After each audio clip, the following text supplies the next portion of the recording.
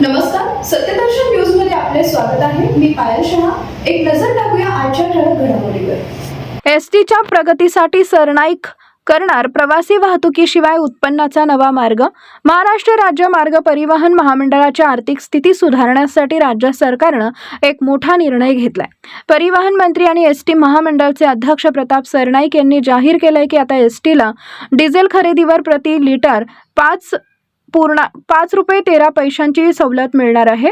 यापूर्वी ही सवलत केवळ 3 रुपये होती. स्पर्धात्मक निविदा प्रक्रियेमुळे मिळालेल्या या अतिरिक्त सवलतीमुळे महामंडळाची वर्षाला सुमारे 241 कोटी रुपयांची मोठी बचत होणार आहे. एसटी महामंडळ आता केवळ प्रवासी वाहतुकीपुरते मर्यादित न राहता इंधन विक्री क्षेत्रातही पाऊल टाकत आहे.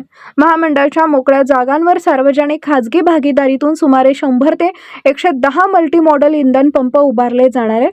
या पंपावर सर्वसामान्य नागरिकांना डिझेल, पेट्रोल, सीएनजी आणि LNG उपलब्ध होईल. या उपक्रमातून एसटीला दरवर्षी 100 कोटी रुपयांचा अतिरिक्त महसूल मिळण्याची अपेक्षा आहे.